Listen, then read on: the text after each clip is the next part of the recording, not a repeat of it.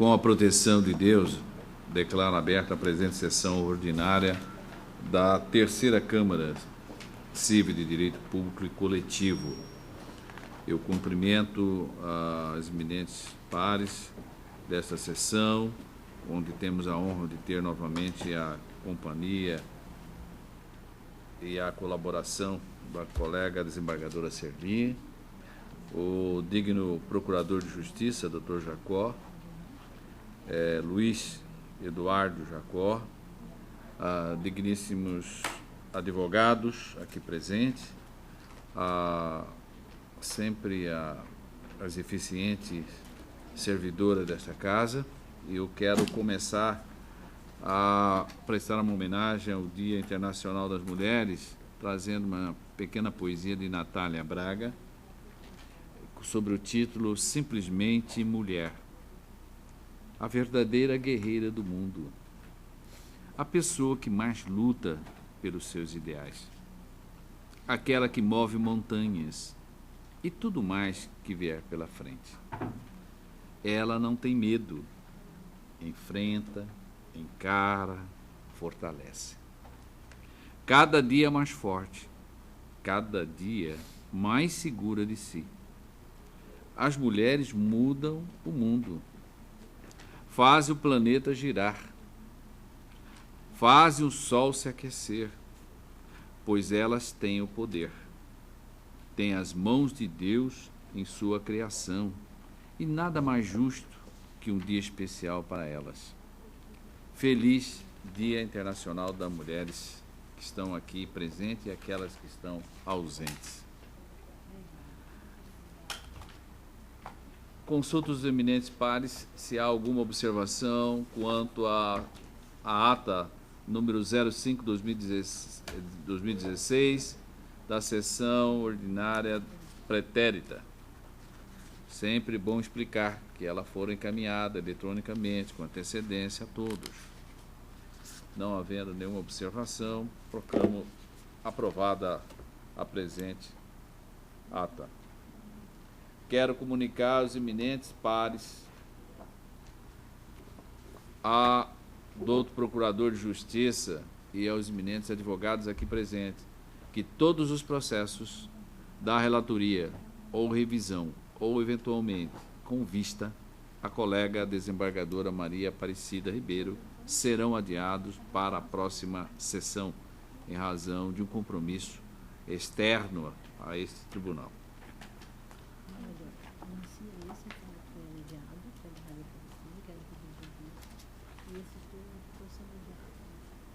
Então são eles, constante da pauta, número 1 da pauta, o número 2 da pauta, o número 3 da pauta, o 32, o 35, o 37, 38, 39, 40, 41, 42, 43, 46, 47, 48, 49, 50, 51, até o 60. Do 61 até o 68.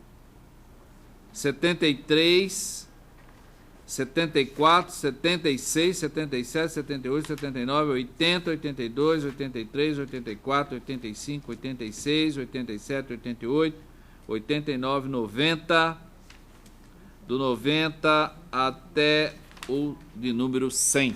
Todos da relatoria ou revisora ou que ela esteja com pedido de vista, estão adiados por uma sessão. Obviamente que, em razão disso, os processos da minha relatoria, por ela ser revisora nata, estão adiados.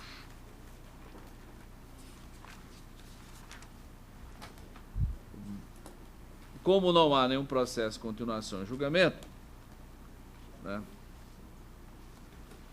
nós vamos aqui para o grupo do pedido de preferência, doutora Vandimara, em mesa, o 92 da pauta. Esse é um pedido de preferência formulado pelo advogado Fábio Henrique Macedo Brazotti, É o 92 da pauta, portanto, é um reexame necessário. Não é 92. É o 91. 91 ou 92? Não, 93. 93. Não, é o 91, gente. Peraí, a letra aqui. Não. O 91 não é da senhora. 10, 96, 666? É, Não é o 10, 09, não? 91. 10, 96, 66, 2014.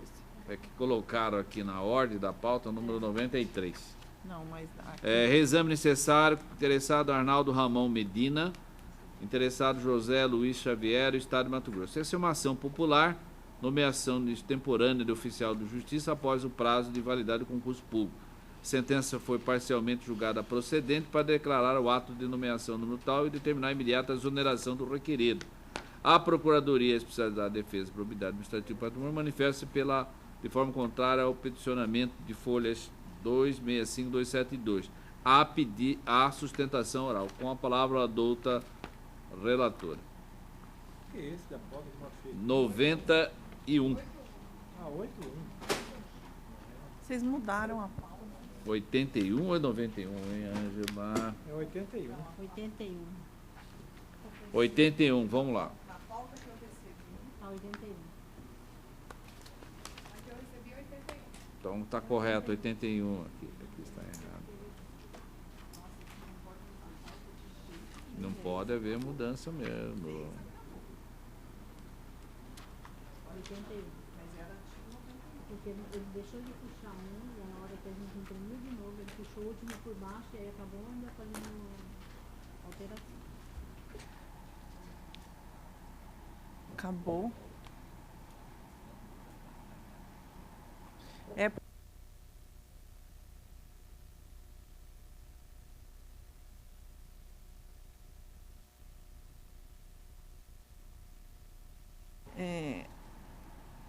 Igreja Câmara, trata-se de só reexame necessário da sentença proferida pela Vara Especializada da Ação Civil Pública, Ação Popular, da comarca da capital, movida por Arnaldo Ramon, tendo por objeto o ato de nomeação do requerido José Luiz Xavier para o cargo de oficial de justiça da comarca de Juara. A sentença julgou parcialmente procedente o pedido para declarar nulo o ato de nomeação 958/2006 e determinar a imediata exoneração de José Luiz Xavier Lima do cargo de oficial de justiça do Tribunal de Justiça do Mato Grosso. A Procuradoria manifesta pela ratificação da sentença. É o relator.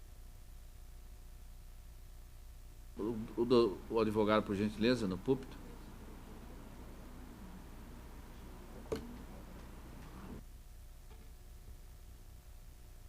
Muito boa tarde. Excelentíssima senhora relatora, doutora Wandimara Paiva Zanolo e demais vogais membros dessa egrégia terceira Câmara Civil, desembargadora Serli Marcondes, desembargador Márcio Vidal. Como bem dito a doutora relatora, trata-se de um reexame necessário, onde figura como interessado o servidor público José Luiz Xavier, com o intuito de reanalisar a sentença de mérito prolatada pela Vara de Ação Civil Pública e Ação Popular da comarca de Cuiabá. Foi julgado parcialmente os pedidos, anulando o ato de nomeação 958 de 2006 e, consequentemente, exonerando o servidor público do cargo. Preliminarmente, ressalta-se que a sentença de mérito ela é nula de pleno direito. No seu dispositivo, a douta magistrada dispõe, abre aspas, diante do exposto, julgo parcialmente procedentes os pedidos para declarar nulo o ato de nomeação 958/2006, fecho aspas.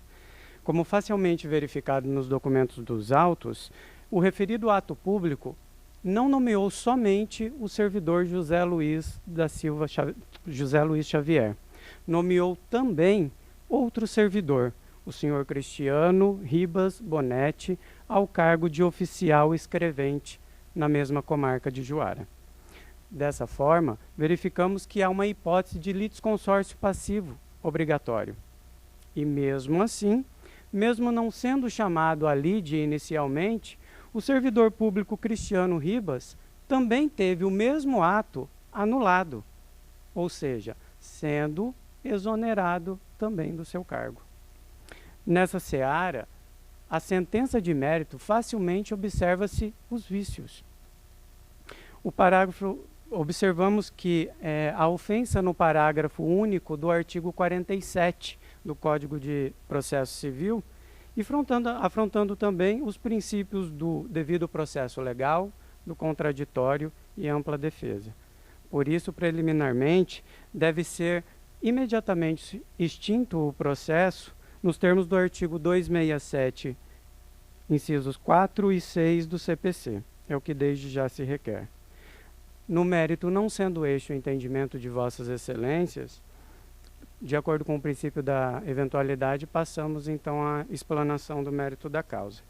O interessado, ele ingressou na carreira jurídica, na carreira do Tribunal de Justiça de Mato Grosso, no ano de 1990, de acordo com o ato 106/1990, nomeado como inspetor de menores. Posteriormente, ascendido ao cargo de avaliador e depositário na comarca de Juara. No ano de 1999, o servidor público ele foi aprovado no concurso em que está sendo discutido. Para isso, foi regido pelo edital 4798.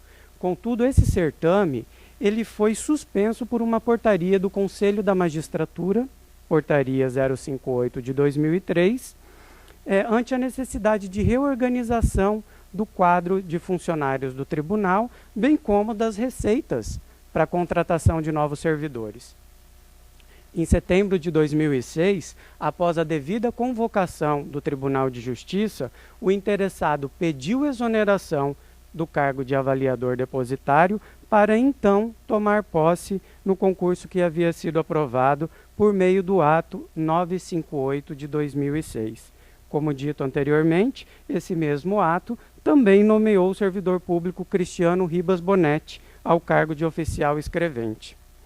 Nos autos do PCA 404/37 de 2007, o CNJ ele declarou a nulidade dessa portaria do Conselho da Magistratura por entender ser decadencial o prazo de validade dos concursos. Perante isso, foi impetrado o mandato de segurança 30891, onde foi suspensa liminarmente essa decisão do CNJ. E esse mandado de segurança encontra-se até hoje pendente de decisão. Somente a título informativo, o interessado José Luiz Xavier também tem um pedido para ingressar como interessado nesse mandato de segurança perante o Supremo, porque ele está intimamente ligado a esse processo que aqui está sendo julgado. No dia 14 de julho de 2014, o juízo de primeiro grau, então, prolatou a sentença na ação popular com pedido liminar, julgando parcialmente procedentes os pedidos, anulando o ato de nomeação 958 e declarando a exoneração do servidor público José Luiz Xavier. Como fundamento jurídico dessa sentença, além do artigo 37, inciso 3 da Constituição Federal, que fala a respeito da questão do prazo decadencial, a doutora magistrada ela utilizou também a decisão suspensa do CNJ como fundamento jurisprudencial dessa sentença. Abro aspas para citar a parte da sentença. O Conselho Nacional de Justiça, no julgamento do procedimento administrativo 404/37 de 2007, seção 126, relator Leomar Barros, julgado em 10/5 de 2011, declarou nula a portaria 058/2003, haja vista a flagrante violação do dispositivo 37, incisos 2 e 3 da Constituição Federal. Fecho aspas, e assim ela citou toda a ementa do julgado. Referido trecho demonstra claramente que foi sim embasado na decisão de primeiro grau uma decisão administrativa do CNJ que até hoje encontra suspensa, o que jamais poderia ser admitido. E isso também em desobservância com o entendimento até então da Corte Maior. Em sua decisão, no mandado de segurança 30891, o ministro Gilmar Mendes, ele demonstra que está implícita a repercussão geral do caso ali na matéria discutida, não somente ao afirmar que não somente diversos servidores públicos teriam que ser exonerados com essa decisão, como também a própria estabilidade institucional do Poder Judiciário Estadual estaria afligida. Abro aspas para citar a parte da emenda. A instabilidade institucional decorrente da decisão do CNJ, proferida quase 5 anos após diversas convocações, com prejuízo não somente à situação funcional, à subsistência dos servidores, mas também ao regular funcionamento da prestação jurisdicional no Estado, parece afrontar, sim, o princípio da segurança jurídica, sendo prudente, ao menos ao juízo precário inerente a esta fase, a suspensão do ato atacado. Fecho aspas. Em sua decisão, o doutor ministro também informou que não se vislumbrava nos autos má-fé por parte dos servidores na tentativa de alcançar um fim ilícito. Ao contrário, eles seguiram todos os procedimentos determinados pelo Tribunal de Justiça, diga-se de passagem, de forma unilateral e dotados de aparente regularidade, para serem nomeados aos cargos aos quais prestaram concurso e foram devidamente aprovados. A exoneração, então, do servidor interessado, José Luiz, embasada nesta decisão do CNJ, que está suspensa pelo Supremo, afronta não somente o princípio da segurança jurídica, como dito na decisão do ministro, como também os princípios da legalidade e da dignidade da pessoa humana, porque, além de tudo, nós estamos tratando de uma fonte de subsistência de diversos funcionários públicos. Princípios esses que são basilares à nossa Constituição Federal.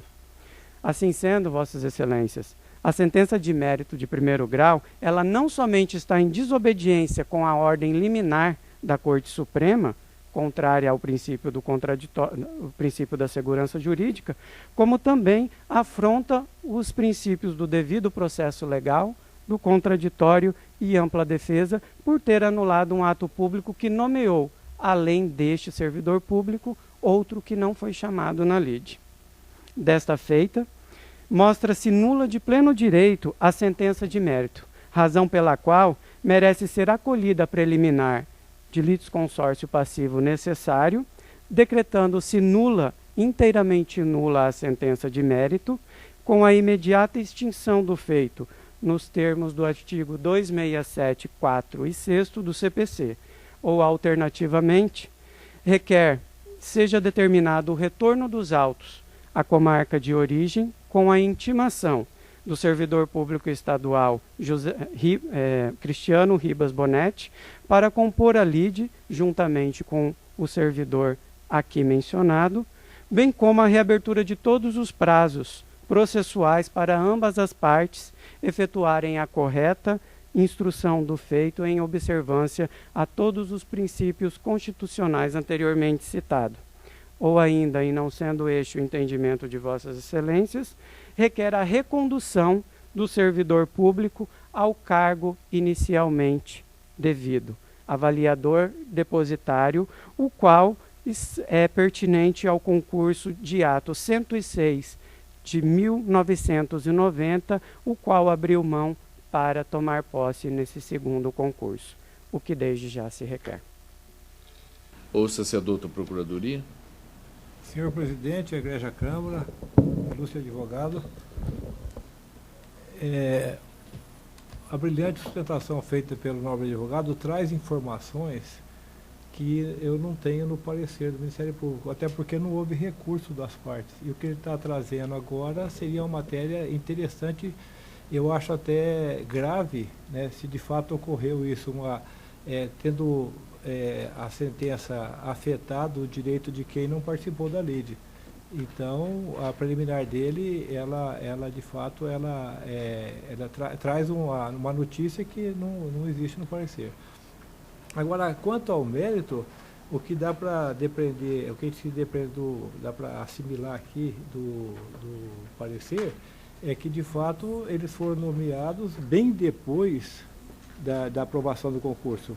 Né? O concurso ele tem um prazo de validade, 2 anos, eu estou prorrogado por mais 2, e pelo que consta aqui, eles foram nomeados 8 ou 9 anos depois da realização e da homologação do concurso. Então, nesse ponto, parece que a sentença ela merece ser mantida. Então, até pelo fato de ter poucos elementos em mãos, eu em homenagem à Procuradora de Justiça, doutora Eliana, que se manifestou nos autos, eu ratifico o parecer nesse sentido. Retorna a palavra à doutora relatora. De fato, tem a questão da ausência do litisconsorte passivo necessário, que o ato nomeou tanto o José Luiz Xavier ao cargo de oficial de justiça, como o Cristiano Ribas Bonetti ao cargo de oficial escrevente. Então, não participou da lide. Tem que anular e aí volta essa ação popular para que ele seja intimado, citado e venha responder pela ação, ou julgo já também o mérito, porque não tem lesividade no ato. O ato pode ter ilegalidade, mas não tem lesividade, porque ele está trabalhando há 10 anos, trabalhando e recebendo. E essa matéria, inclusive, está em grau de recurso no Supremo Tribunal. Como que o juiz de primeiro grau vai dizer que o ato é lesivo e ilegal se o Supremo ainda não decidiu? Mas eu gostaria... Se ela concluiu já o raciocínio? A minha dúvida é nesse sentido. Se eu já julgo o mérito de que não há lesividade, extingo a ação pelos 2 motivos. Pela ausência do litisconsorte passivo necessário e pela ausência de lesividade. Agora, a ilegalidade, o primeiro grau não pode decidir, em razão da decisão do Supremo. Sim, mas aí teria que aguardar, teria que ser suspenso o processo para aguardar. A questão é a seguinte, o pedido imediato formulado na ação de base, a ação popular que foi movida contra esse servidor, a senhora está dizendo que há um outro servidor na mesma situação, porém só ele fora citado, o outro não foi citado. De qualquer sorte, em tese, a sentença advinda do juiz de primeiro grau, ela atingiria esse terceiro, esse servidor, porque não está anulando o ato, nesse ato ele está dentro. Com relação a ele, não com relação ao problema é esse. O que ela fez? Ela determinou a exoneração só do José Luiz. Ela não disse que era ilegal. Sim, mas a exoneração foi em decorrência de uma causa, que é a ilegalidade. Foi em decorrência de uma causa. Eu quero saber o seguinte: esse ato administrativo que está sendo, que é objeto da demanda, nele está presente esse outro sujeito terceiro? Sim, só que o que ela fez? Não, ele está presente. O ato baixou, a constituição do ato. Esse terceiro está também presente? E ela anula esse ato? Não, ela não anula, sabe o que ela fala?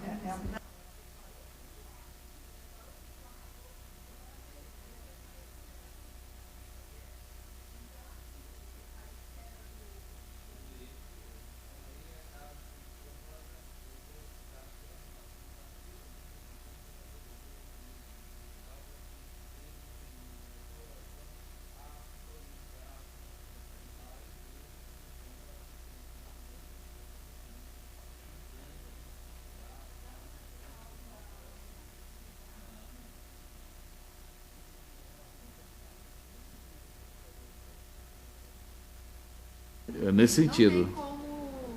Tecnicamente é o mais correto. Porque na defesa agora ele vai trazer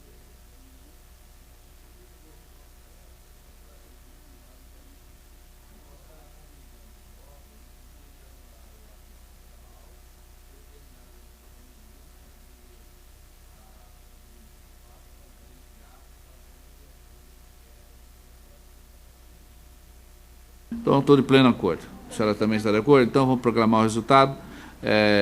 A unanimidade anulou a sentença em sede de reexame necessário, determinando a devolução do processo ao juízo de base, para que providencie a inserção na relação jurídica processual do litisconsorte necessário, nos termos do voto da relatora. Na sequência, mais um pedido de preferência, doutora Wandimara. Aqui nós temos esse problema da pauta hoje.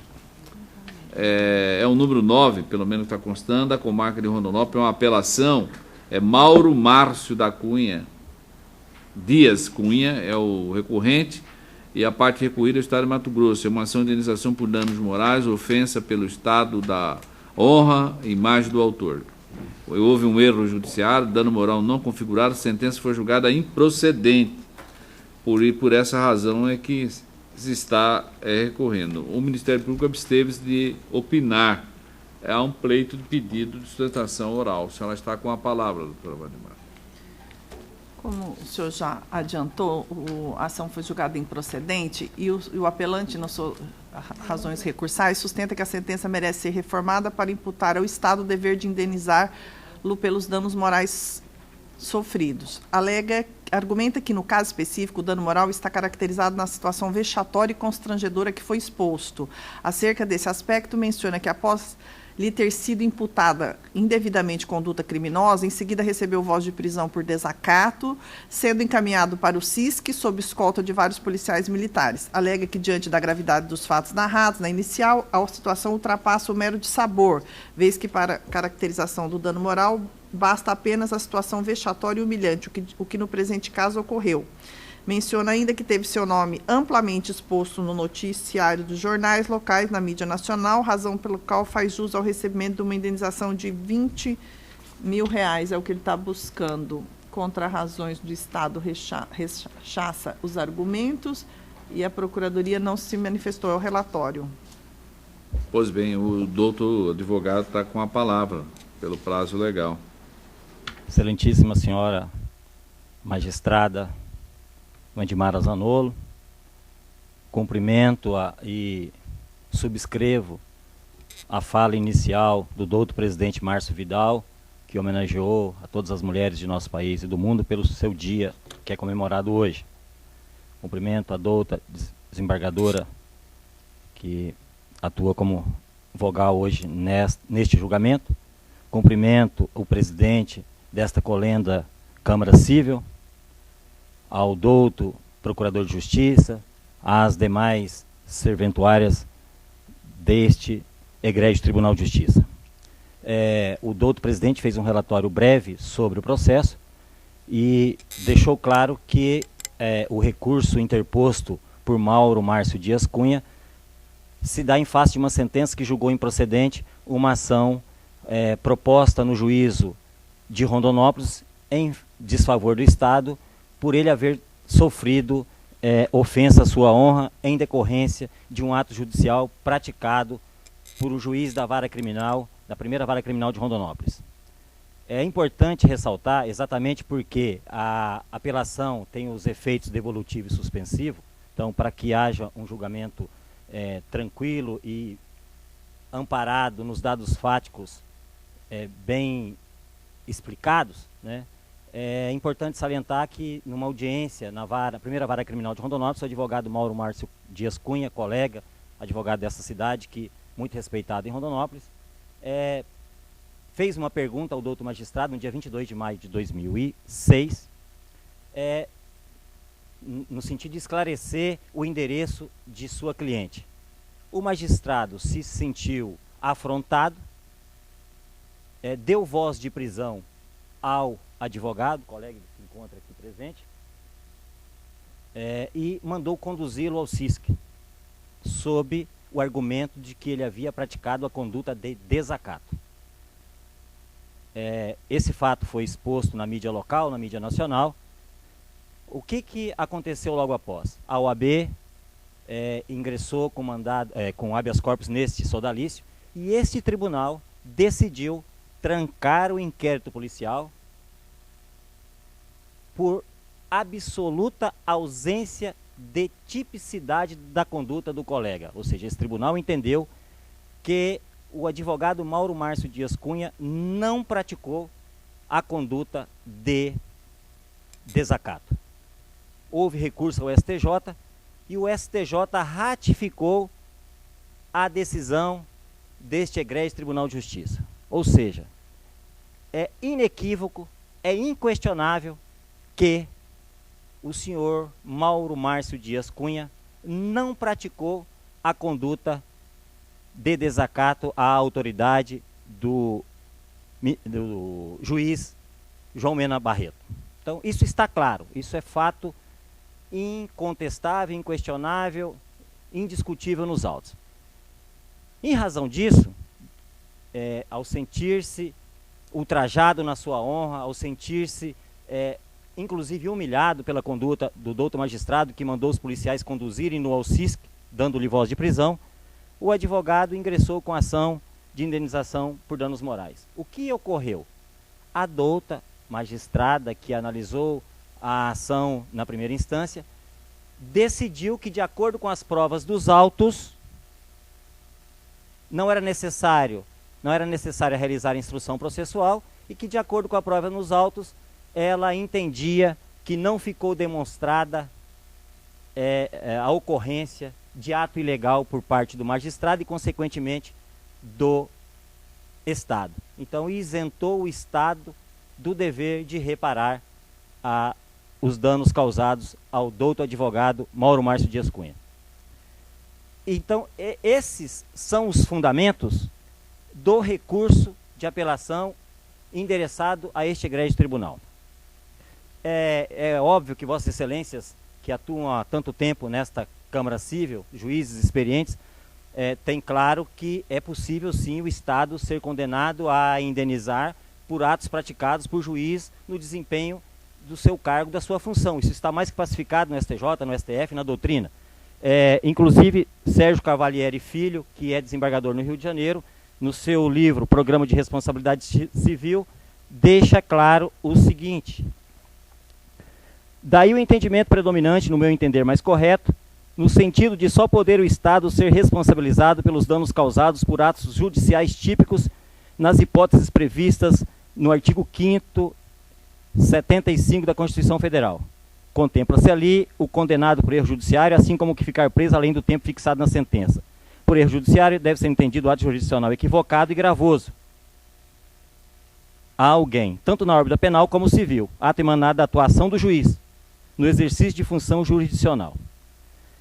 No caso concreto, a magistrada entendeu que não houve conduta culposa nem dolosa do magistrado, mas não é isso que se discute. O que está pacificado na doutrina também tem culpa contra a legalidade. Então, havendo um ato,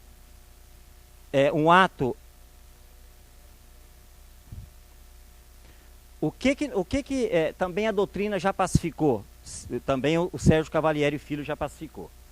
Neste ponto, a razão se coloca ao lado daqueles que entendem que o dano moral está íncito à própria ofensa, decorre da gravidade do ilícito em si. Se a ofensa é grave e de repercussão, por si só, justifica a concessão de uma satisfação de ordem pecuniária ao lesado. Em outras palavras, o dano moral existe em re ipsa. Deriva inexoravelmente do próprio fato ofensivo, de tal modo que, provada a ofensa, ipso facto está demonstrado o dano moral à guisa de uma presunção natural, uma presunção que decorre das regras da experiência comum. Ou seja, independentemente de se discutir se houve ou não dano, que está caracterizado, que foi a voz de prisão, a condução à delegacia, acompanhado de policiais, exposto à mídia local e à mídia nacional, ainda que se argumentasse, né, que não houve dano, no caso concreto, o ato contrário à lei. E qual é o ato contrário à lei? O Estatuto do Advogado, a Lei 8.906/94, no artigo 7º, parágrafo 3º, diz que o advogado não pode ser preso em flagrante senão por crime inafiançável. Crime doloso inafiançável. Está lá no parágrafo 3º, artigo 7º da Lei 8.906. Ou seja, a conduta do magistrado, a defesa entende que foi contrária à norma expressa de dispositivo legal. Portanto, é um ato ilícito que afetou a honra do outro colega advogado, Mauro Márcio Dias Cunha. Então, em razão disso, neste tribunal, a defesa postula que seja reconhecida a nulidade da sentença. Por quê? Porque a magistrada não instruiu o feito e, na sua decisão, fundamenta a improcedência do pedido com base na alegação de que, com as provas nos autos demonstram que não houve o ato ilícito e tampouco a ofensa, sem especificar quais provas. Se as provas foram juntadas apenas pelo autor, não houve instrução.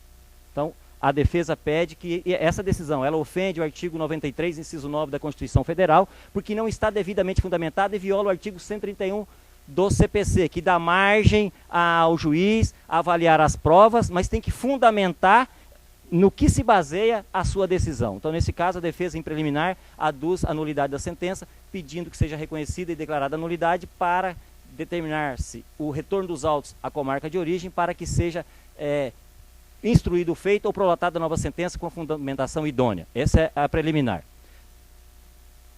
O segundo pedido, acaso vencida a preliminar arguida, o segundo pedido é que seja reconhecido o da sentença no tocante a julgar improcedente a pretensão, a ação do douto advogado Mauro Márcio Dias Cunha, que realmente sofreu em decorrência de um ato ilegal praticado pelo douto magistrado, respeitado magistrado, diga-se, João Alberto Mena Barreto, que atuou com muito denodo naquela vara criminal, com muito respeito, com muita atenção, uma vara muito pesada, mas que nesse caso específico ele errou.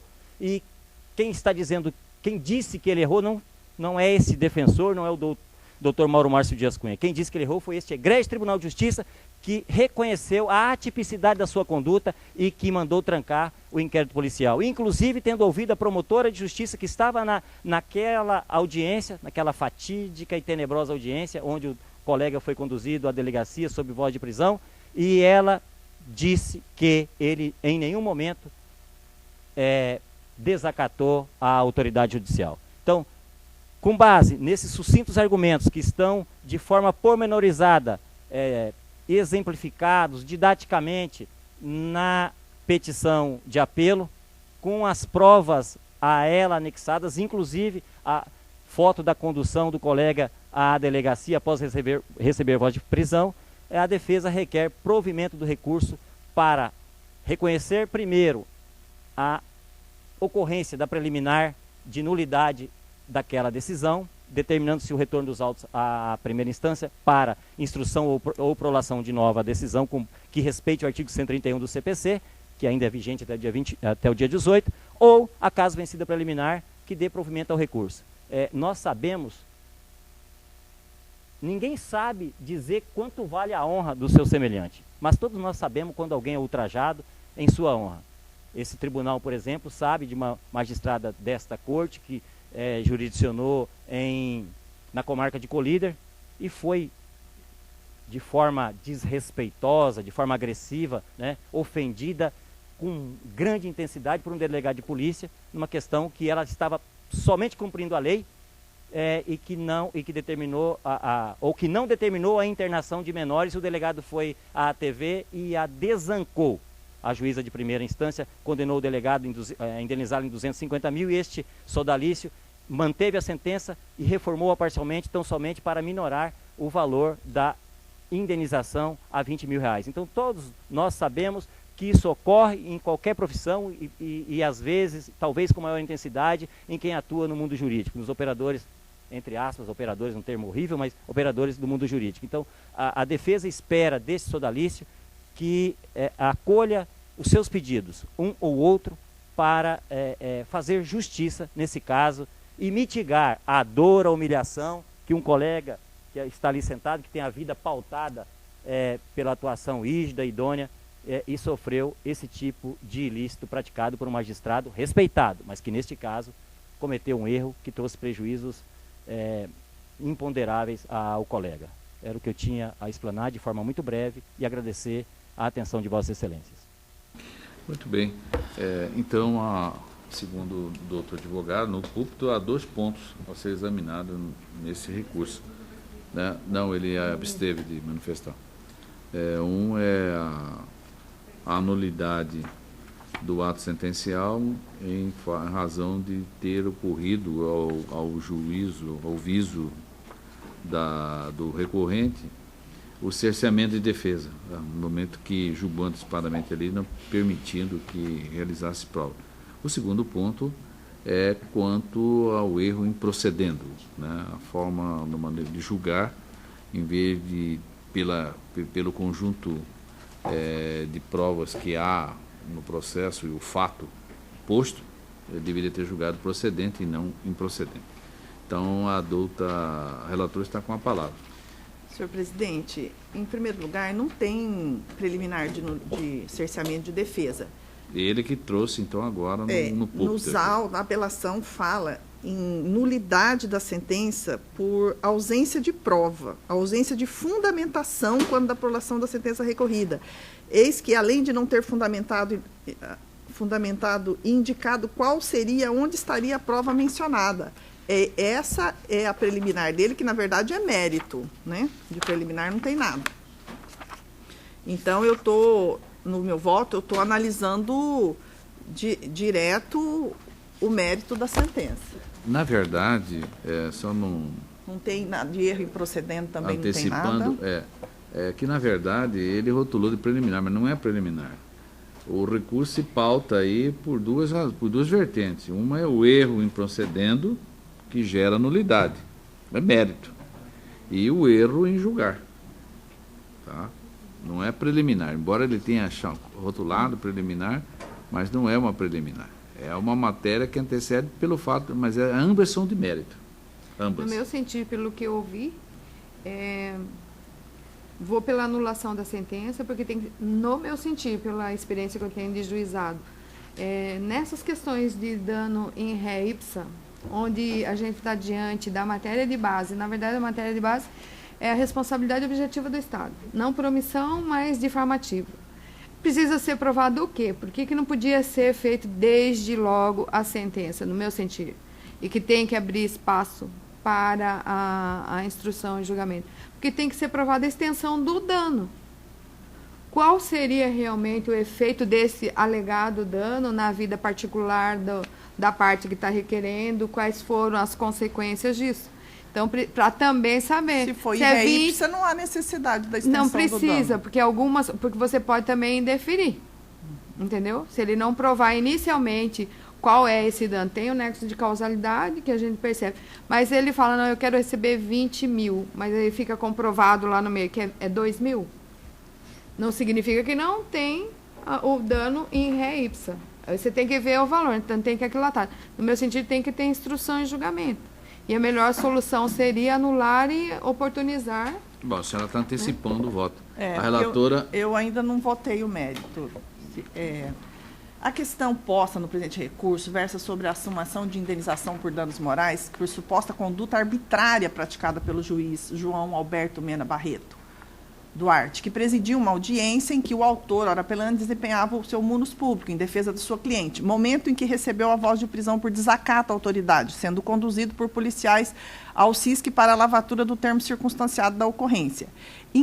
No caso, em análise, restou incontroverso que o autor recebeu a voz de prisão por desacato à autoridade, que foi conduzida à delegacia nos termos de boletim de ocorrência de folhas 35.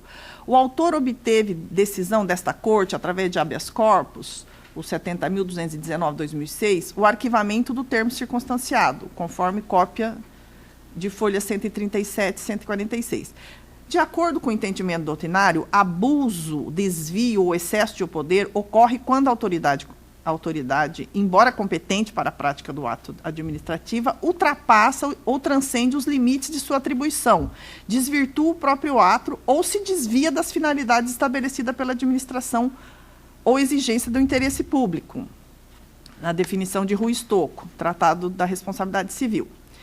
Da análise do termo de audiência, de folhas 36 e 37, não se verifica abuso ou excesso de poder praticado pelo magistrado condutor do ato processual.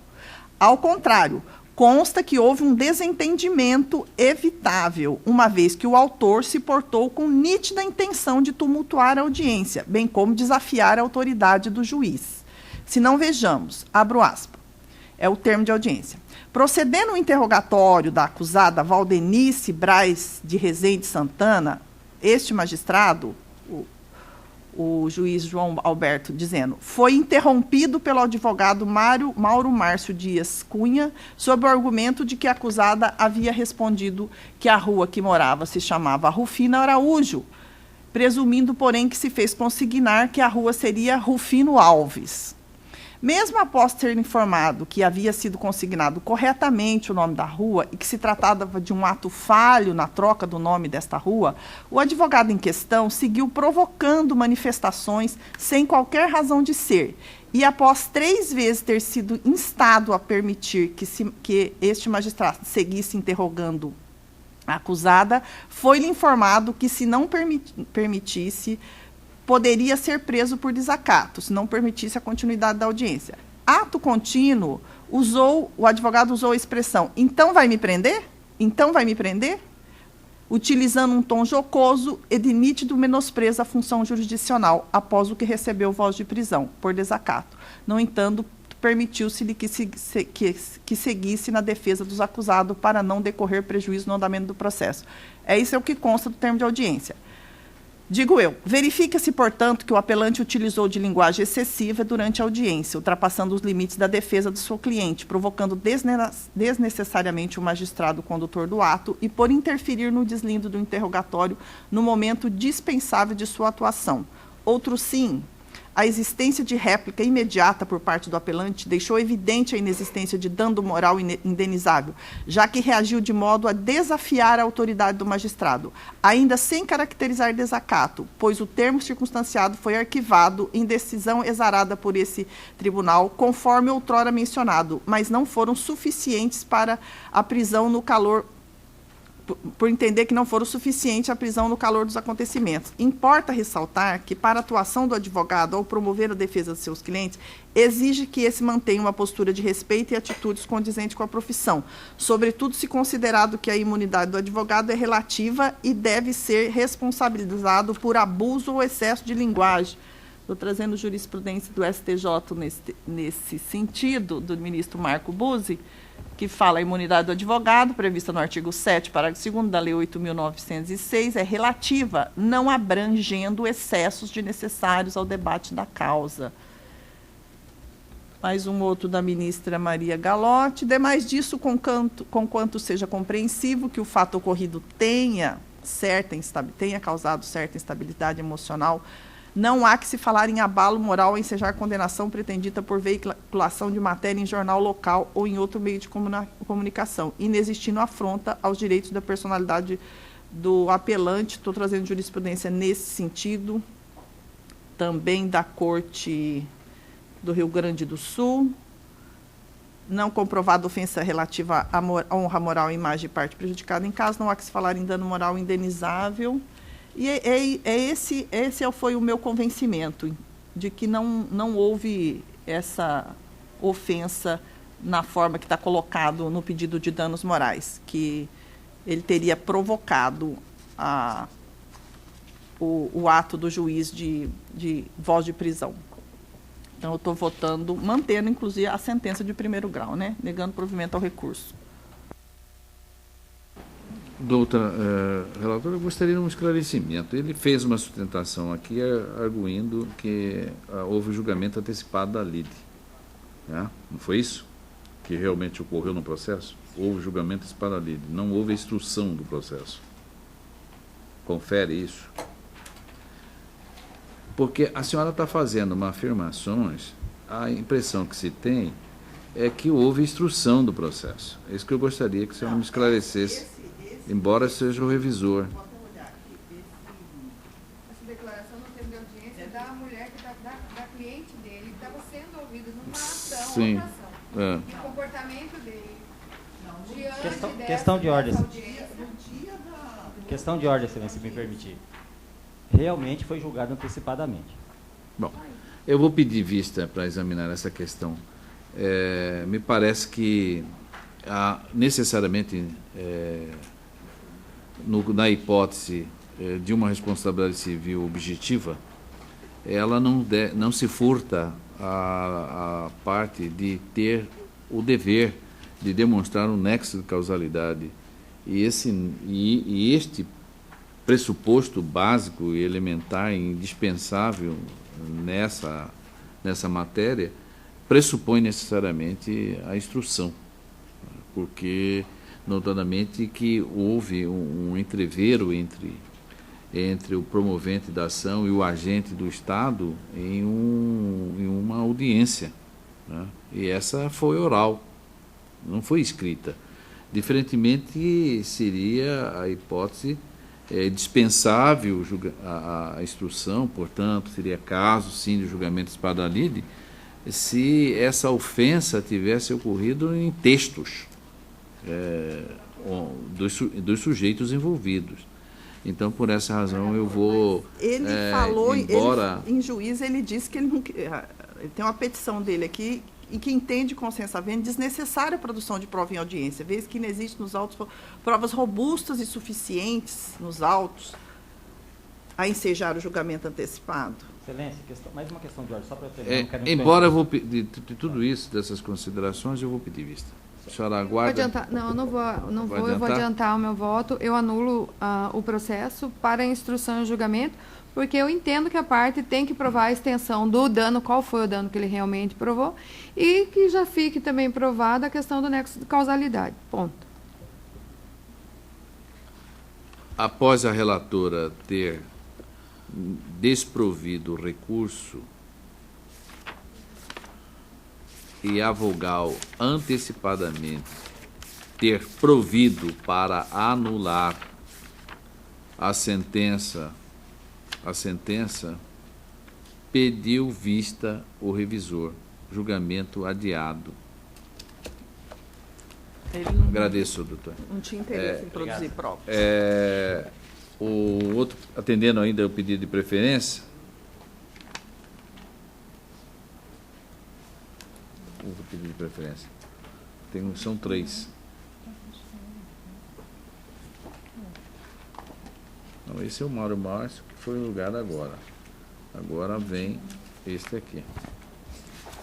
O 21 da pauta, doutora Wandimara, atendendo o pedido de preferência, formulado pelo doutor Milton Alves Damasceno, com sustentação oral, é uma apelação com reexame necessário da comarca capital, interessado apelante é o município de Cuiabá, e o interessado apelado é o Alessandro Aparecido Moreira.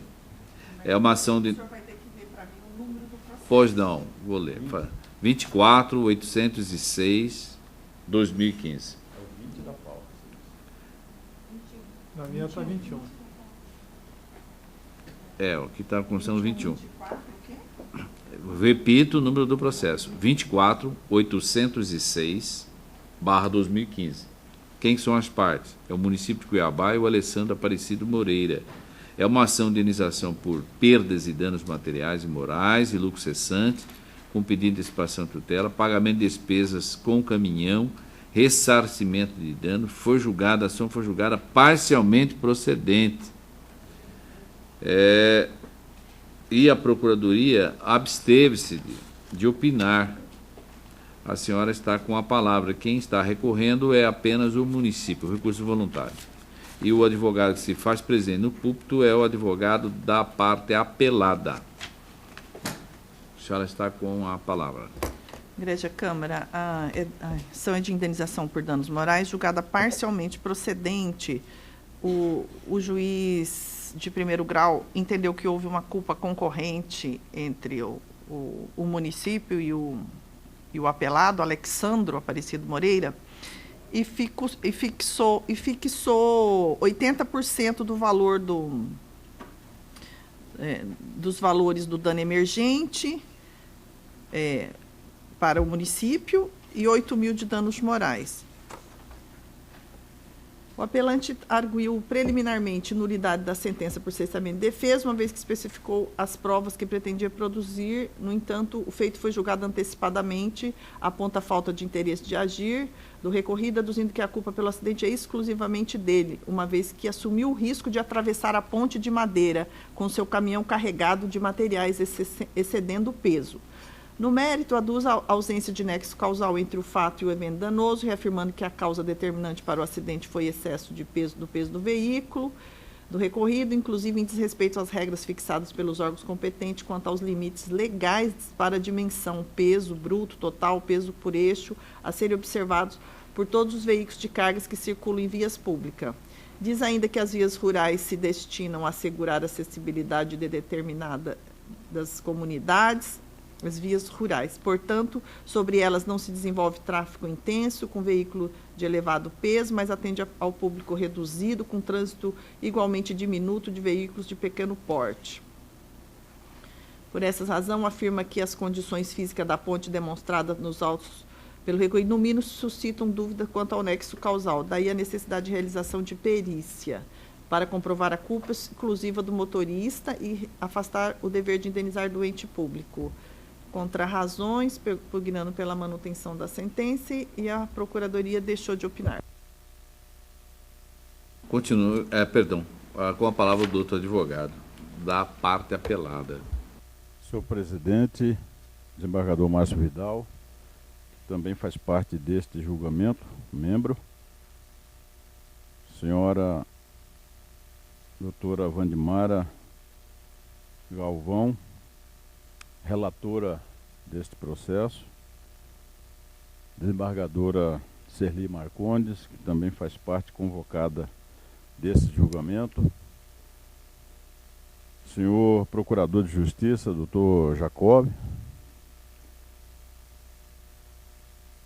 senhores e senhoras serventuários, colega advogado. Em primeiro lugar, senhor presidente, eu gostaria de fazer coro às palavras iniciais de Vossa Excelência, quando saudou as mulheres pelo Dia Internacional da Mulher, já comemorado no mundo inteiro há mais de 100 anos. E diga-se com muita justiça.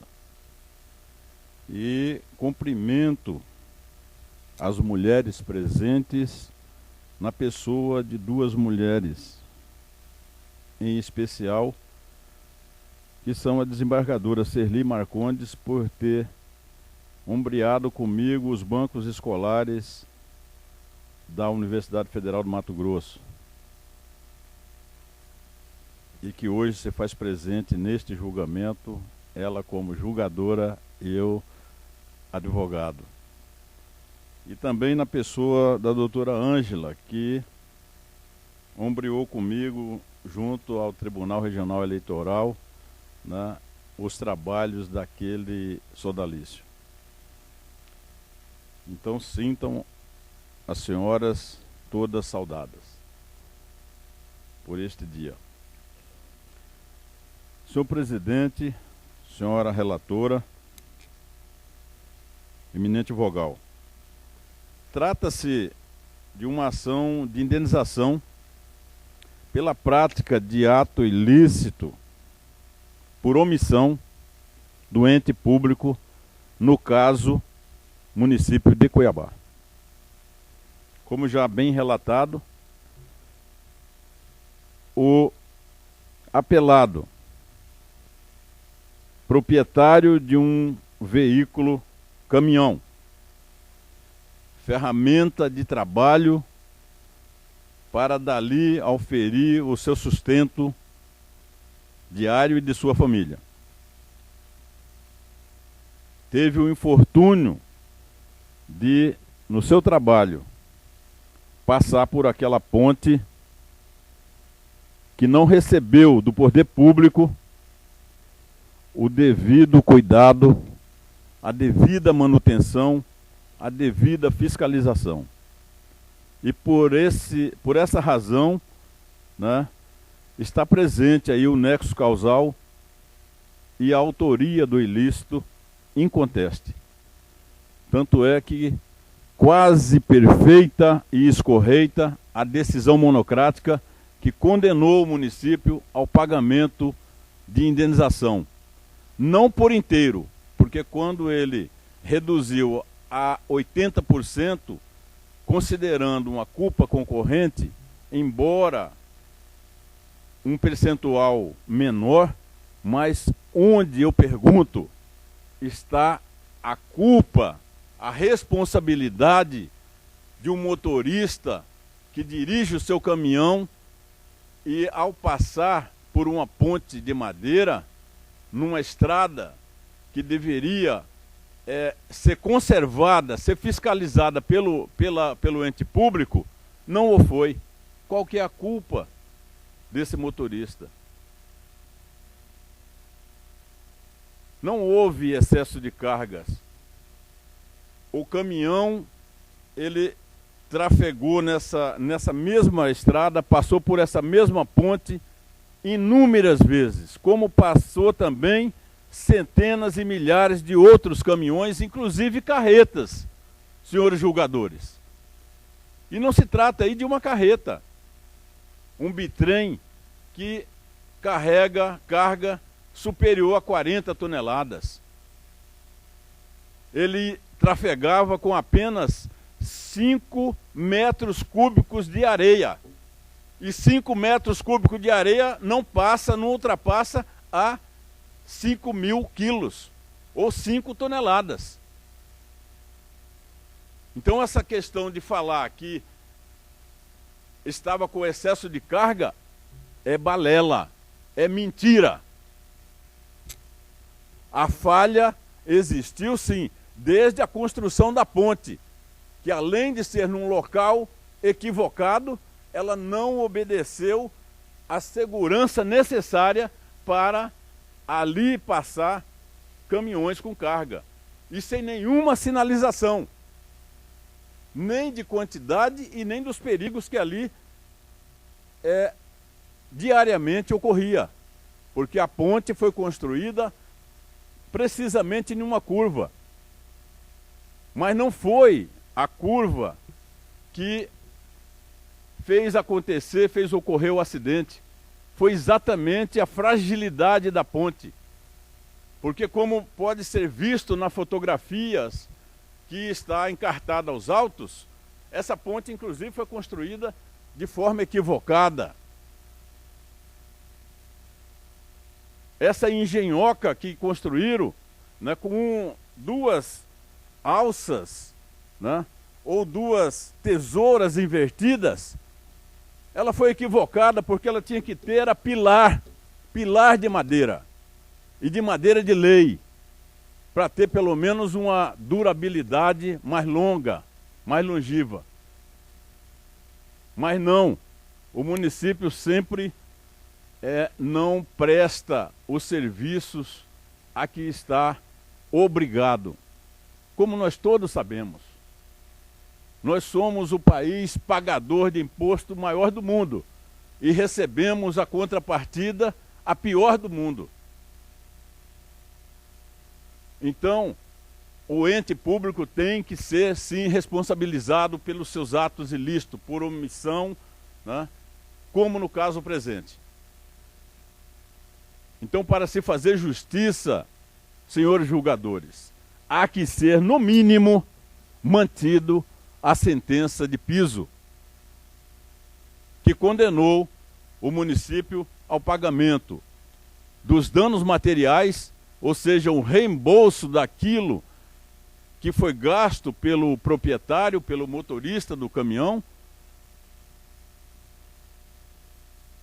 e também os lucros cessantes, porque ele passou meses sem trabalhar,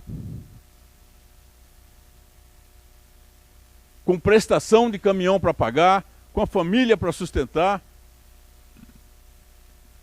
com imposto para pagar, porque tem IPVA, tem mais não sei o quê, tem um monte de coisa. E quem que pode pagar a conta? E quem deve pagar a conta? O ente público que deixou de prestar o serviço a que ele tem obrigação.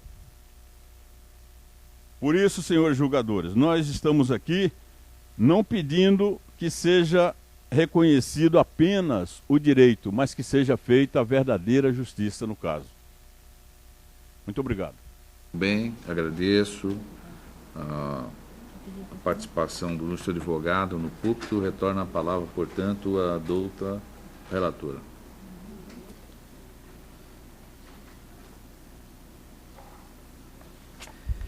Igreja Câmara, por todos os anos que se analisa a questão que já foi colocada, o caminhão que caiu da ponte, numa estradazinha aqui da Guia, que liga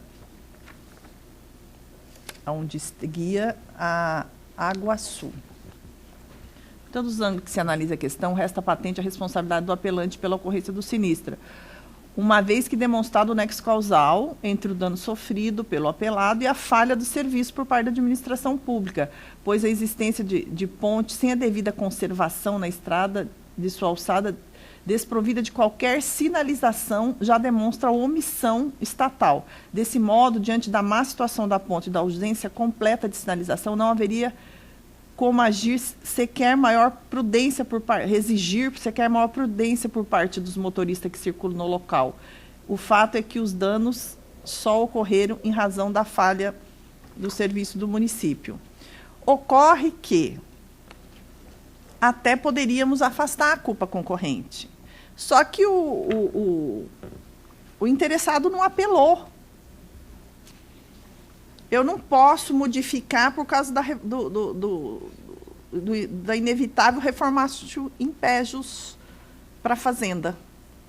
Então, estou negando provimento ao recurso, estou retificando em parte a sentença só para afastar a condenação do município em custas e despesas processuais que indevidamente constou na sentença o pagamento do município em custas e despesas. Só isso. Nego provimento ao apelo e retifico em parte a sentença. Custas e despesas. Custas e despesas. Estou a aderir o voto, doutor Vogal. Proclamo o resultado. A unanimidade desproveu o recurso e, em sede de reexame necessário, retificou em parte a sentença nos termos do voto da relatora. Eu agradeço e tenha uma boa tarde.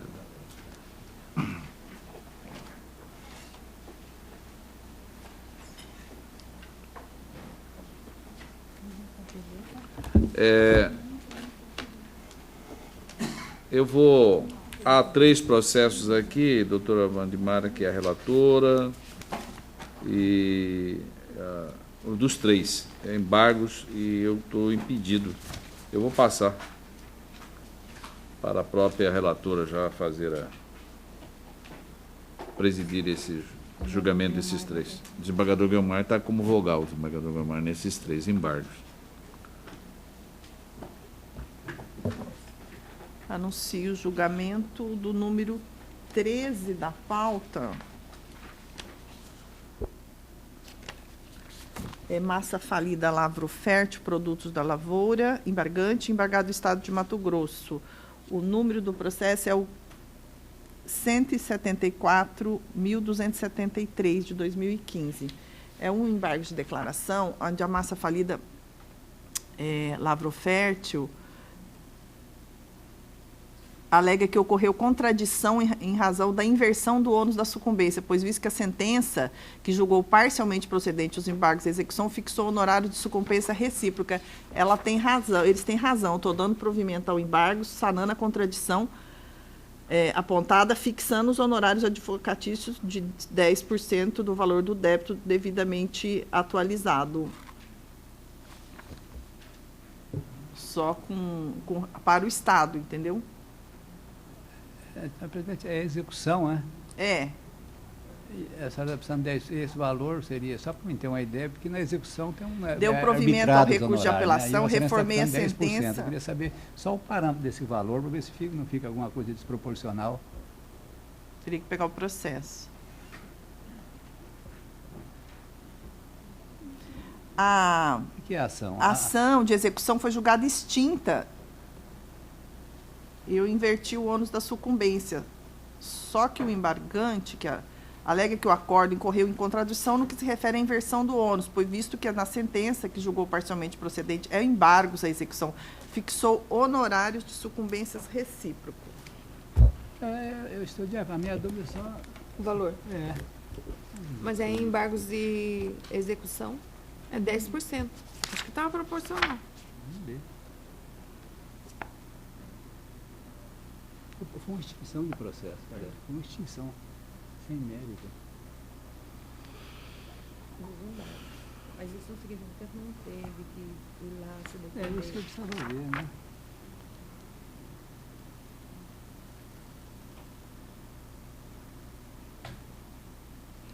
Matéria sobre decretação. Deixa eu ver a execução. Execução de 2001, não tem nem R$24.000 era o valor da execução. Não vai dar tanto dinheiro assim, né? Estou de acordo. Também estou de acordo.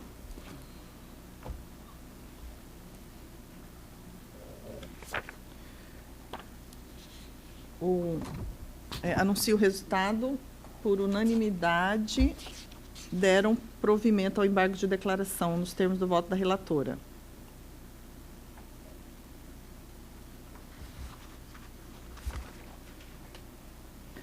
Esse é o 13. Você anota aí o resultado.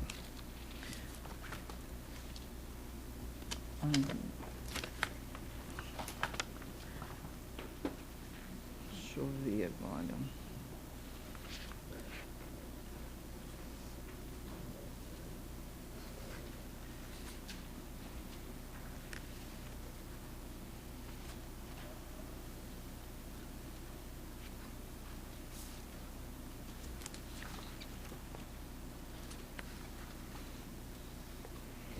Peraí, eu não estou achando aqui, ó. O 15. Ah, tá. 17.42,70. É a Associação dos Produtores de Soja e Milho do Estado, a ProSoja, que interpôs embargos de declaração aduzindo omissão consistente na ausência de pronunciamento, anuncia o julgamento, né? Eu estou negando provimento aos embargos. Ele está se insurgindo contra a redução da multa, que o juiz tinha aplicado uma multa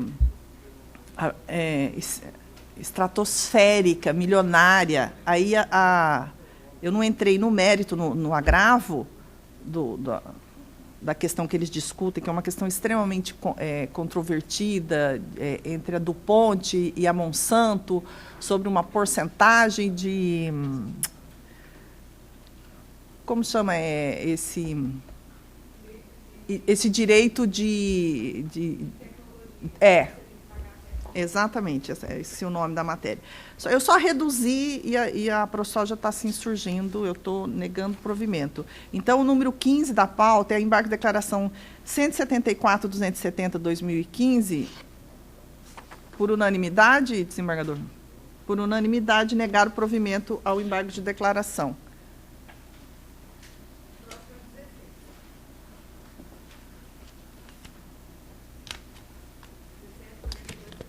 Tá, esse aqui é o 15.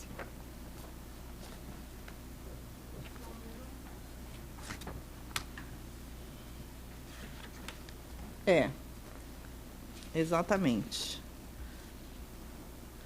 Aqui, agora, em julgamento, é o 15 da pauta, embargos de declaração 142.272/2015. Também é a ProSoja, interpôs embargo de declaração contra DuPont, aduzindo omissão consistente na ausência de pronunciamento acerca do risco de perda dos documentos pela expiração do prazo de guarda deles. Eu estou negando provimento, dizendo que não há nenhuma omissão com relação a esse argumento. Por unanimidade, negar o provimento aos embargos de declaração. Foi o 16 da pauta. Esse aqui é o 16.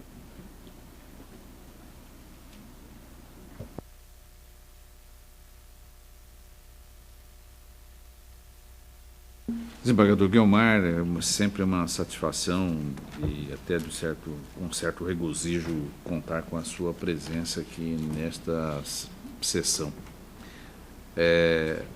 Eu agradeço pelo fato de que apenas aqueles 3 processos se fazia necessário. Obrigado. Uma boa tarde.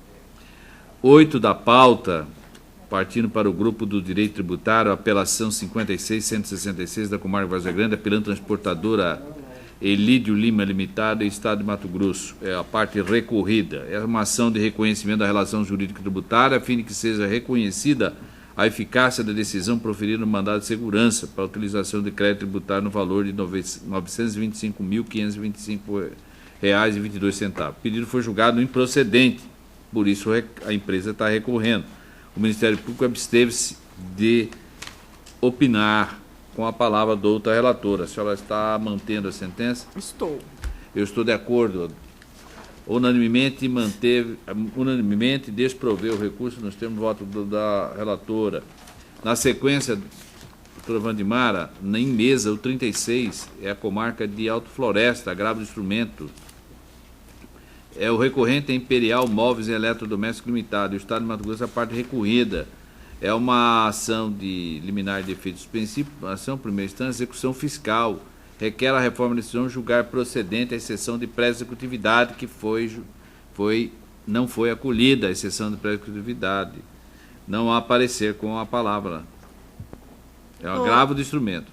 Eu estou negando provimento ao agravo, porque não tem decadência nenhuma e nem ele quitou o débito. Ele trouxe uns documentos lá dizendo que é quitação, mas se referem a outro débito. Ok. Unanimemente desproveu o recurso, nós temos voto da relatora. Em mesa, agora o grupo de Direito Administrativo, doutora Vandimara, 11 da pauta, Comarca Santo Antônio Leverger, apelante Paulina Padilha de Araújo, município de Barão do Melgaço, na verdade. É uma ação de cobrança, revisão salarial do INPC, pagamento de diferenças salariais, enquadramento nos termos das progressões devidas em decorrência da lei complementar, pagamento da diferença do pedido não atingido pela prescrição, sentença foi julgada improcedente. O Ministério Público abstém de manifestar com a palavra. Senhor presidente, ela vem buscando aqui enquadramento já alcançado pela prescrição, reajuste geral anual, que o judiciário já se manifestou que não tem como interferir no poder do executivo de reajustar salários anualmente. E ela não demonstrou que tenha direito a essa progressão que ela está buscando. A sentença está correta e eu estou negando o provimento ao apelo. Estou de acordo. Unanimemente desproveu o recurso nos termos de voto da relatora. Doutora Vandimara, continua com a palavra para relatar e votar o 101 da pauta. É da comarca de Várzea Grande, uma apelação, apelante do município de Várzea Grande e Elza Soares da Costa. É uma ação declaratória acumulada com pedido de indenização por danos materiais, servidora pública municipal, requadramento. O pedido foi julgado parcialmente procedente, não há parecer. Igreja Câmara, aqui o apelo do município fere o princípio da dialeticidade. E eu não conheço esse recurso. A senhora está argumentando porque ele se insurge contra um fato que não está na sentença. Não está no... Foi só um erro de digitação na inicial que a sentença afastou. Unanimemente não conheceu do presente recurso. Nós temos voto da relatora. Só que no mérito, desembargador, eu estou conhecendo de ofício do... Pois é, mas se ela não está conhecendo o recurso, está morto. Não, num reexame necessário. Ah, perdão. Eu estou de ofício inserindo o reexame necessário, porque a condenação é ilíquida, para retificar a sentença. A senhora não sabe o valor também. É R$6 mil. Pois é, mas se é R$6 mil, não tem reexame necessário. Porque o valor é acima de 60 salário mínimo, não dá 60 salário Não, mínimo. é porque a sentença é ilíquida, porque a sentença mandou pagar um aumento para ela que ela não tem direito. Estou mandando excluir o direito da autora de receber essas verbas que ela está buscando. Então, se ela está votando para não conhecer o recurso voluntário do município, porém retifica a sentença Isso. em parte. Em parte? Não, totalmente. Para quê? Para julgar improcedente o pedido. É.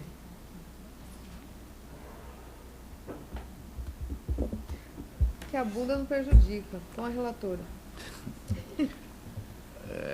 É porque ela não tem esse Unanimemente direito, ela já não recebeu conheceu esses do aumentos. recurso voluntário e, em sede de reexame necessário, retificou integralmente a sentença para julgá-la improcedente, nos termos do voto da relatora. Doutora Vandimara, isso aí foi o 101. Agora temos em mesa o 10 da pauta. Com apelação, comarca de Água Boa, apelante, Departamento Estadual de Trânsito de Mato Grosso, Ezequiel Ansaí, também é recorrente. É uma ação de indenização e aquisição de veículo que, após vistoria pelo órgão de tanto, teve o veículo apreendido pela Polícia Civil. Negligência na vistoria, configuração de responsabilidade. A ação foi julgada procedente. O Ministério Público não opina. E nisso, pensei que tivesse um caso semelhante, mas é isso aí. A senhora está com a palavra, doutor. É o 10 da pauta. O Ezequiel foi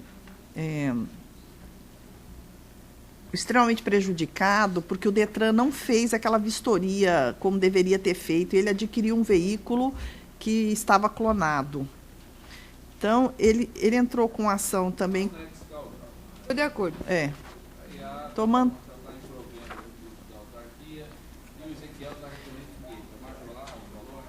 O da autarquia, desembargador, eu estou dando parcial provimento para excluir a condenação do Detran ao pagamento de custas.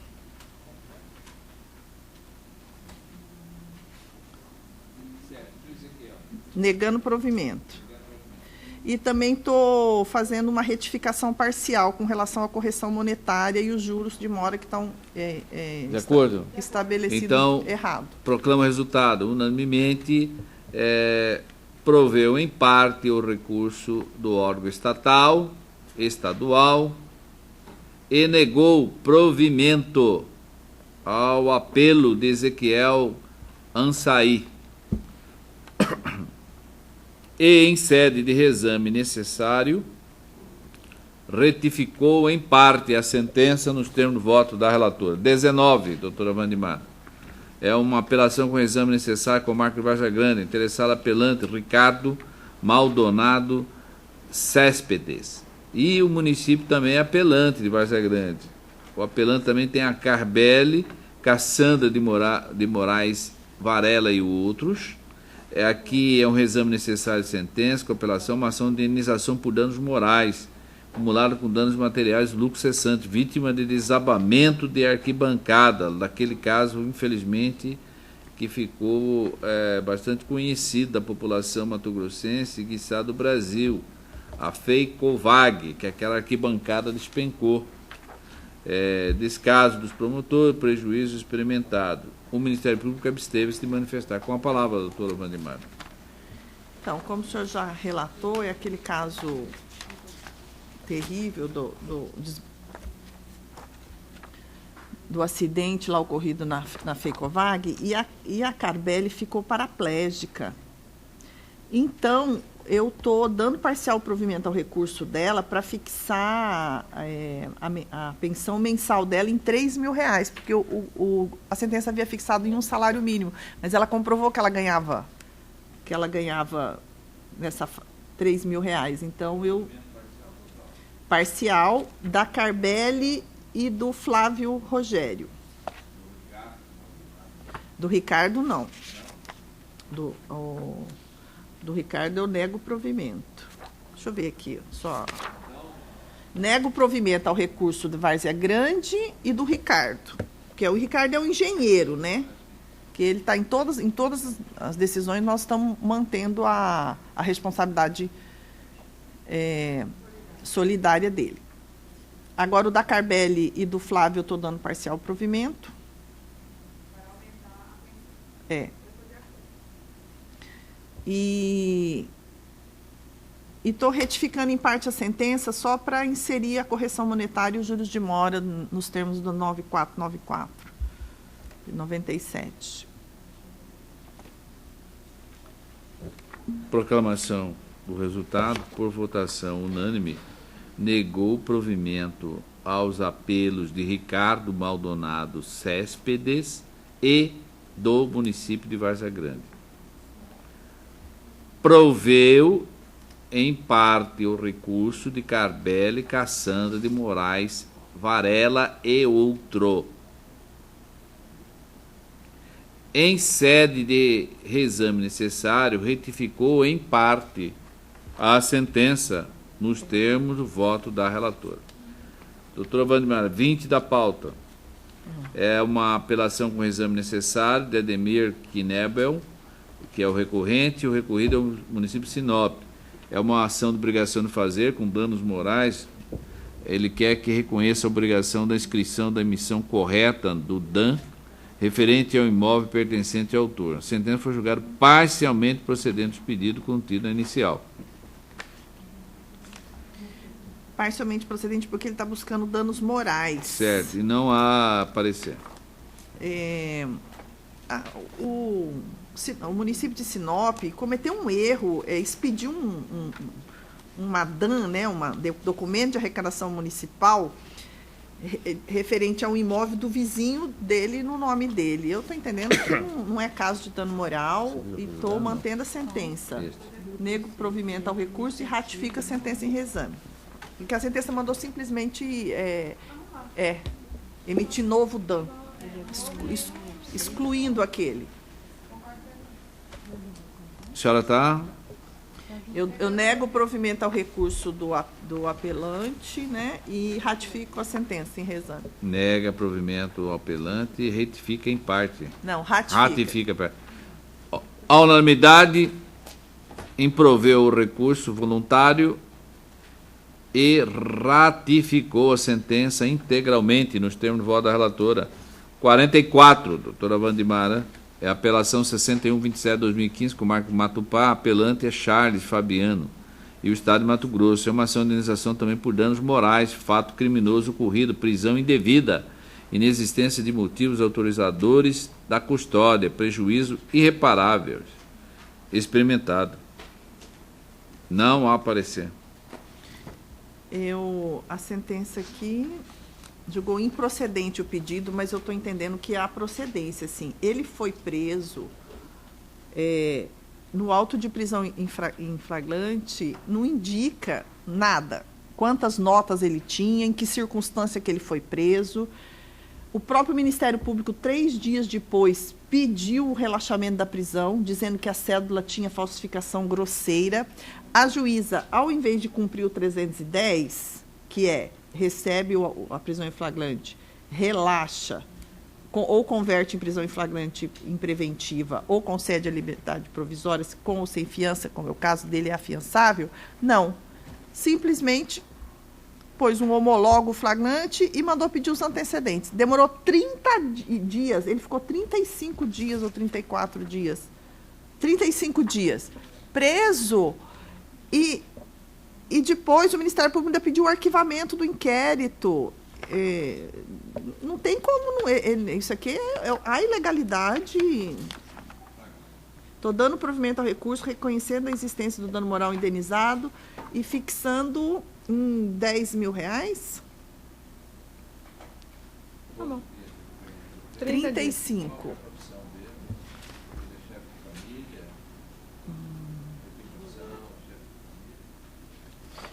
Deixa eu ver o processo.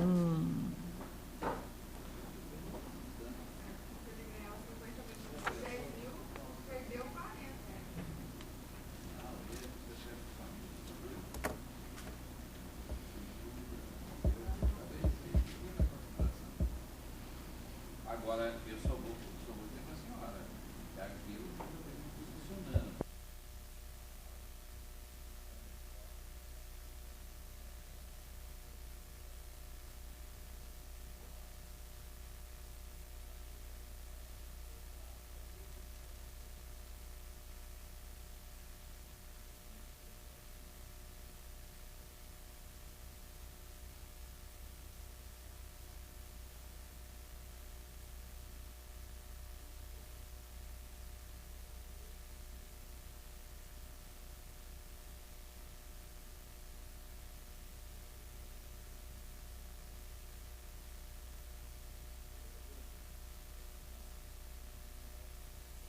A unanimidade proveu o recurso nos termos de voto da relatora.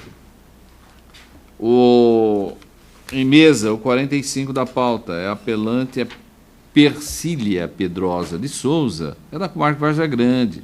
É uma apelação e o apelado é aquele município. É uma ação de pensão por morte com declaratório de responsabilidade pensionista, direito interrompido em 30 de 3 de 2013, ilegalidade. Não há parecer. Vereadora, essa matéria é aquela pensão de mercê. Ela é esposa de um vereador falecido, que a matéria está pacificada aqui na Câmara. A sentença julgou improcedente os pedidos e eu estou mantendo, negando o provimento De do recurso. acordo, unanimemente desproveu o recurso nos termos de voto da relatora.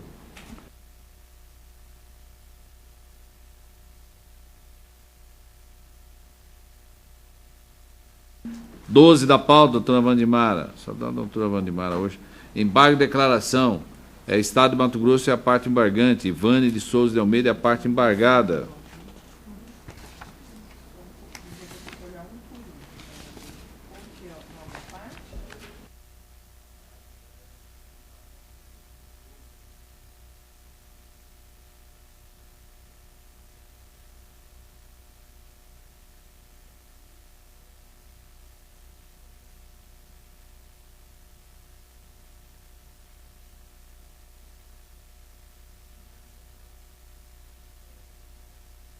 Adiado o 12 a pedido da relatora. O 14, doutora Wandimara, é o embargo de declaração Estado de Mato Grosso embargante ao seu Muniz de Avila e outro. Sim. Pois não. Se eu estou negando provimento ao apelo. O ato, objeto de embargabilidade, o que seria? É apelação. É redução de honorários advocatícios para R$1.000. Negou o provimento ao apelo, mantendo a decisão monocrática e deu parcial provimento ao recurso, não somente para reduzir os honorários. Unanimemente desproveu o recurso nos termos de voto da relatora. O 17, doutora Wandimara, é o embargo de declaração também, o Estado de Mato Grosso que é embargante, Ruth Souza Dourado, é a parte embargada. Estou negando o provimento e a matéria aqui é o RV. Certo. Unanimemente desproveu os embargos nos termos de voto da relatora. O 18, doutora Wandimara, embargo de declaração, embargante ao Estado de Mato Grosso e Ananias do Vale Bastos. Eu estou negando o provimento e a matéria é o RV aqui. Unanimemente desproveu o recurso nos termos de embargo. Unanimemente desproveu os embargos nos termos de voto da relatora. O 69 da pauta, embargo de declaração, embargante Estado de Mato Grosso e Adelácia Amorim dos Santos e outros. Aqui é Antônio Assunção da Silva? Não. Não, Adelácia Amorim dos Santos. Tá, já achei. Também estou negando provimento, a matéria aqui também é o RV. Unanimemente desproveu os embargos no termo de voto da relatora. 71 da pauta.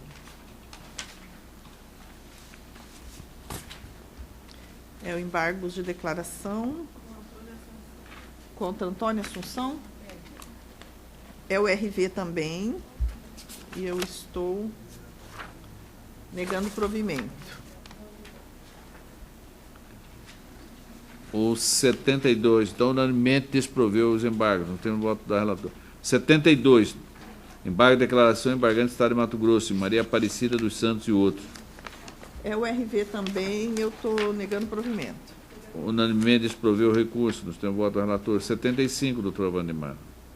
É o Edmar Felício? Este é, sim, o Edmar Felício. Também é o RV e eu estou negando provimento.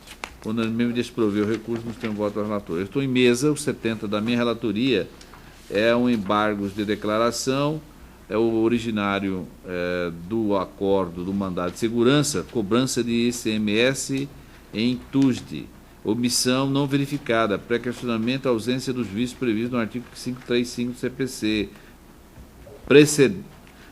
precedentes do STJ, recurso desprovido. Todos de acordo?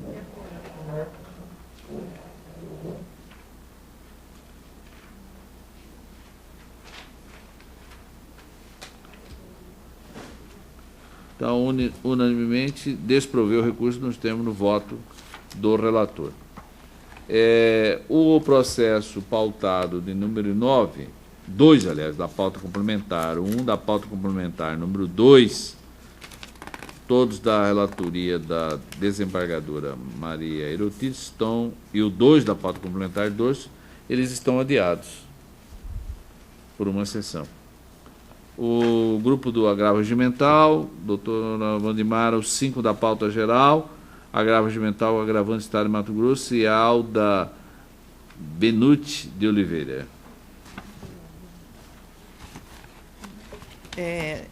Estou negando o provimento e a matéria é URV. De acordo. Unanimemente desproveu o recurso nos termos do voto da relatora. 5 da pauta, agravo regimental, doutora Wandimara. Ele não passou a papeleta para mim. Esse já foi. O 6 da pauta,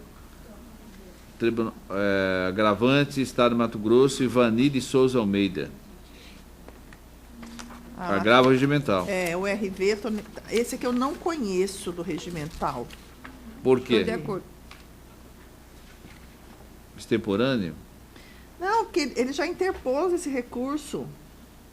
Está repetindo. Repetindo.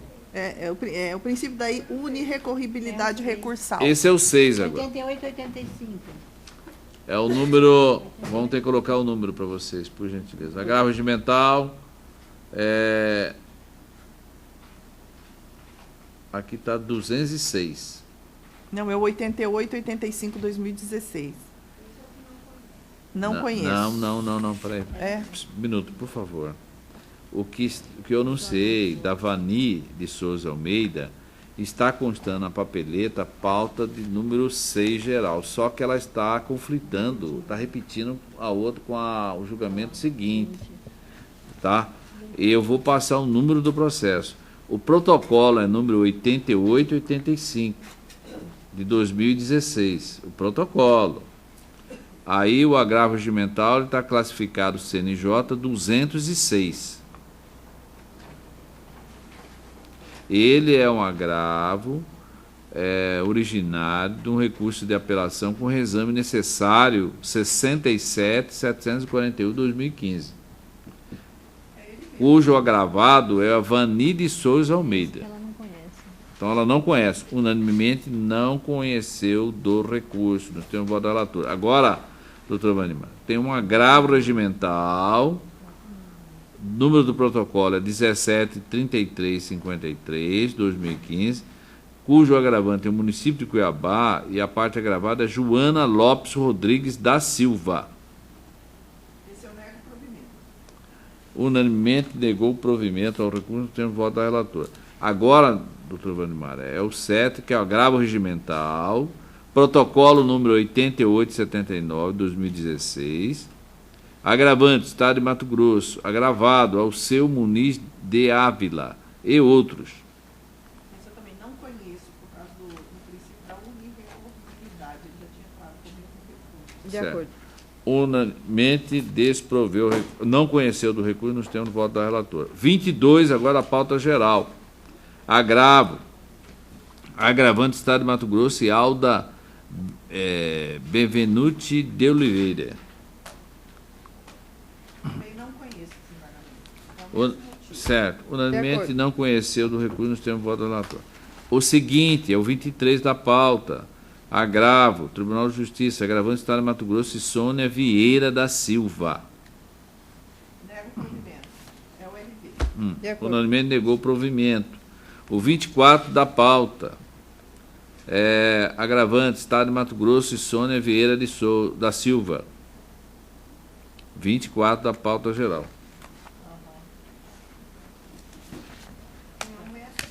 Esse eu não conheço. De acordo.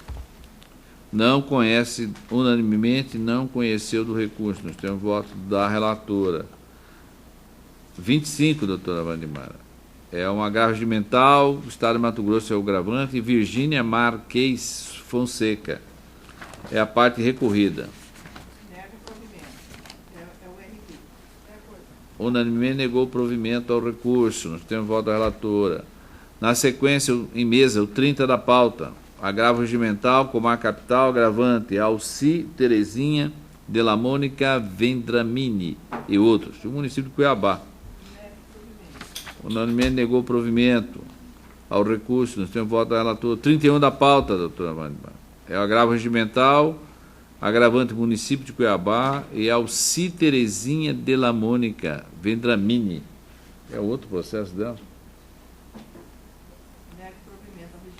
Unanimemente negou provimento. Em mesa, um processo da minha relatoria, o 26 da pauta.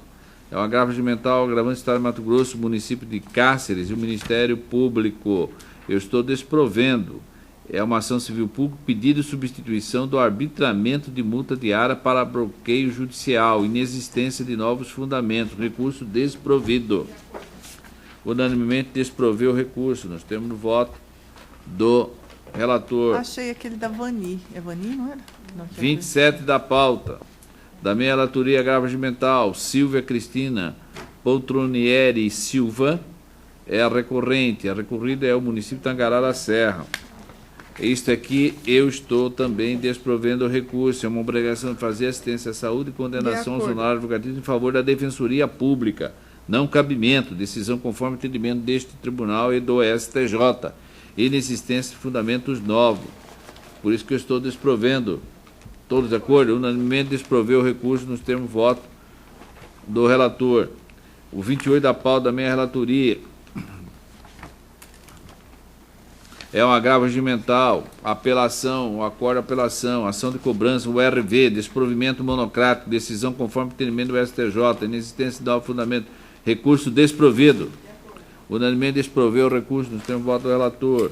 O 29 da pauta geral, também um agravo regimental da minha relatoria, é uma apelação com exame necessário, sentença, ação de obrigação de fazer, fornecimento de medicamento, valor da multa combinatória, quanto razoável, responsabilidade do gestor, possibilidade, honorários, adequação, inexistente de novo fundamento, recurso desprovido. Unanimemente desproveu o recurso, nós temos voto do relator. 33 da pauta, minha relatoria, agravo regimental, agravante do Estado de Mato Grosso e agravada Aparecida Adriane de Moraes Navarro. É um agravo regimental que estou desprovendo também, cujo a decisão é uma apelação em regime necessário, ação de cobrança um RV, julgamento monocrático, em consonância com o entendimento do STJ. Unanimemente desproveu o recurso, nós temos voto do relator. Em mesa, 34 da pauta, agravo regimental.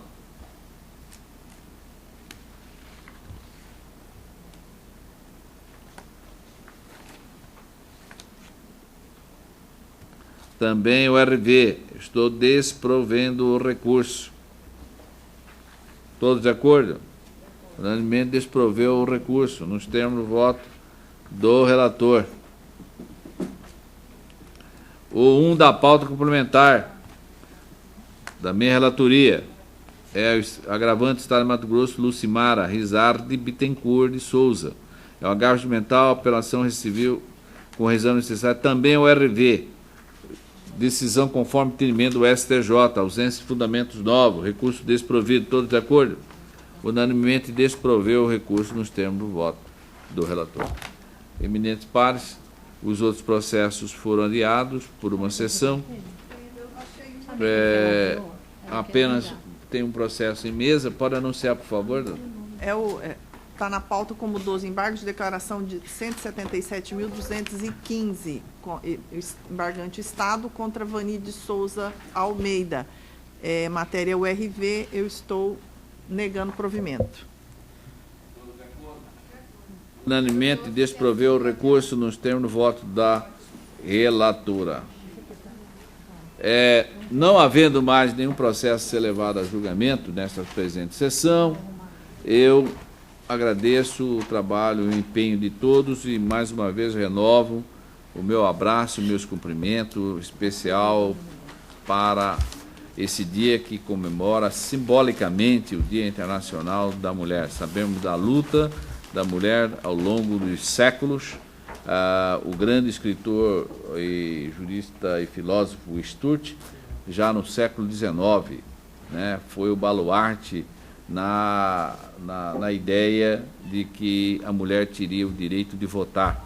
E aí, no século seguinte, um brasileiro chamado Getúlio Vargas, aqui não vai nenhum espaço para a discussão certo ou errado quem foi esse estadista, mas o fato é que foi ele que propôs, na década de 30, a inserção na Constituição de 34, o direito das mulheres votarem. E isso, de lá para cá, você percebe pela história, cronologicamente, que a mulher, cada dia que passa, está se ganhando um espaço, e os seres humanos vão se percebendo que não há diferença nenhuma de seres humanos, seja deste ou daquele sexo, né?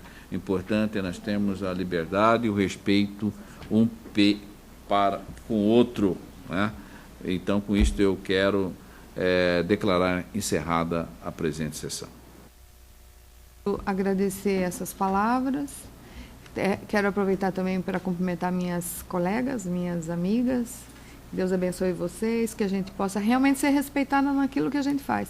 Mais do que tudo, que os direitos eles vão sendo construídos, vão sendo reconhecidos pela própria necessidade e evolução da sociedade. Mas o respeito tem muito a ver com berço, tem muito a ver com caráter. Que a gente possa ser respeitado e se respeitar também. Então, cumprimento vocês, desejo felicidades e agradeço as palavras tão lindas do desembargador Márcio. Agradeço as palavras carinhosas e respeitosas e que enaltece a pessoa da mulher, que nós aqui somos bem maioria, hein, meninas?